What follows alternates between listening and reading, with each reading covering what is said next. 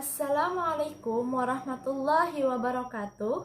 Saya Siti Nur Azizah akan mempresentasikan makalah pemikiran ulama Banjar, biografi Syekh Anang Sya'rani Arif dari Kampung Melayu.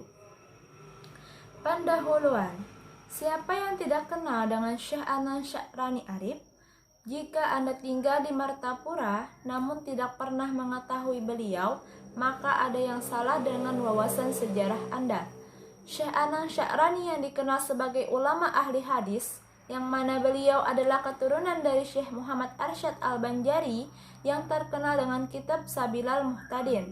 Pada kesempatan kali ini, saya akan membahas lebih dalam mengenai biografi Syekh Anang Sya'rani Arif. Biografi Syekh Anang Sya'rani Arif. Nama lengkap beliau adalah Anang Sya'rani bin Haji Muhammad Arif dan Fathul Jannah binti Al-Alim Al-Fadil Haji Abdullah Khatib bin Al-Alim Al-Allama Khalifah Haji Hasanuddin bin Syekh Muhammad Arsyad Al-Banjari. Beliau dilahirkan pada tahun 1914 Hijriah di Kampung Melayu Ilir, Martapura, Kalimantan Selatan, Indonesia, dan diwafatkan pada Selasa 14 Jumadil Ula 1389 Hijriah bertepatan 29 Juli 1969 Masehi. Beliau berpulang ke rahmatullah membawa amal bakti yang tiada terhingga. Beliau dimakamkan di Kampung Melayu Tengah, Martapura, Kalimantan Selatan. Beliau mendapat panggilan kesayangan Anang sehingga orang Banjar masih menyapa guru Anang Sya'rani. Silsilah Syekh Anang Sya'rani Arif dari Syekh Muhammad Arsyad Al-Banjari menurun ke bawah Khalifah Haji Hasanuddin, menurun ke bawah lagi Haji Abdullah Khatib, menurun ke bawah lagi Fathul Jannah yang menikah dengan Haji Muhammad Arif dan beranak Syekh Anang Sya'rani. Pendidikan beliau dimulai sejak kecil dengan mengaji dan belajar kepada beberapa ulama yang ada di Martapura, seperti Kiai Haji Muhammad Kashful Anwar. Pada tahun 1350 Hijriah atau 1930 Masehi, Anang Sya'rani bersama sepupunya Muhammad Syarwani Abdan berangkat ke Tanah Suci Mekah untuk menunaikan ibadah haji, bersamaan menimba ilmu di sana. Di antara guru yang banyak memberikan pelajaran kepadanya adalah Kiai Haji Kashful Anwar, Al-Alim Al-Allamah Al-Said Amin Al-Qutbi, Al-Alim Al-Allamah Syekh Umar Hamdan, Al-Alim Al-Allamah Syekh Ali bin Abdullah Al-Banjari, Al-Alim Al-Allamah Muhammad Ali bin Husain Al-Maliki, dan Al-Alim Al-Allamah Syekh Ahyad Al-Bughiri.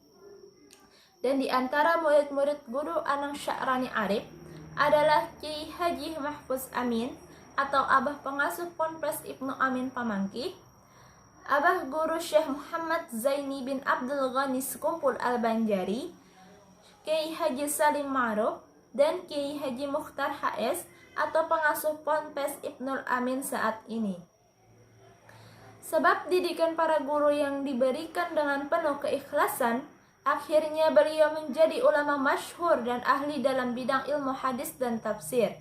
Maka dari itu, beliau menyandang gelar muhaddis, yaitu seorang pakar dan hafal dalam ribuan hadis, lengkap sanad dan matan.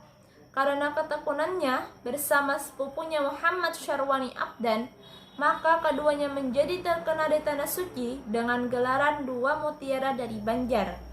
Selama 22 tahun belajar di Tanah Suci Mekah menjadikan beliau selain belajar juga pengajar di Masjid Al-Haram. Maka pada tahun 1952 Masehi, beliau kembali pulang ke tanah air. Pada tahun 1959 Masehi, beliau dipercayakan oleh Kiai Haji Abdul Qadir Hasan, pimpinan Pondok Pesantren Darussalam Martapura, untuk menggantikannya sebagai pimpinan hingga tahun 1969 Masehi. Pada masa kepemimpinan beliau, pondok diberi nama Madrasah Islam Darussalam. Usaha beliau berbuah manis karena beliau menetapkan tingkatan madrasah dengan tingkatan Ibtidaiyah 2 tahun, Sanawiyah 2 tahun, Aliyah 3 tahun, serta menambah Istidat Al-Muallimin dan Fakultas Syariah Darussalam sebagai tingkatan perguruan tinggi. Beliau juga membentuk Majelis Syuyukh, yakni perkumpulan para ulama untuk bermusyawarah dan memutuskan perkara-perkara agama. Di samping itu juga mengadakan pengajian khusus kepada guru-guru di rumah beliau. Karya-karya beliau dalam hadis yaitu Tanwir At-Tullab fi Mustalah Al-Hadis. Kitab ini merupakan kitab yang membahas ilmu hadis. Hidayah Al-Zaman min Ahadis Akhir Al-Zaman. Kitab ini merupakan kitab yang memuat hadis-hadis akhir zaman. Demikian presentasi makalah dari saya. Salah khilaf mohon maaf. Assalamualaikum warahmatullahi wabarakatuh.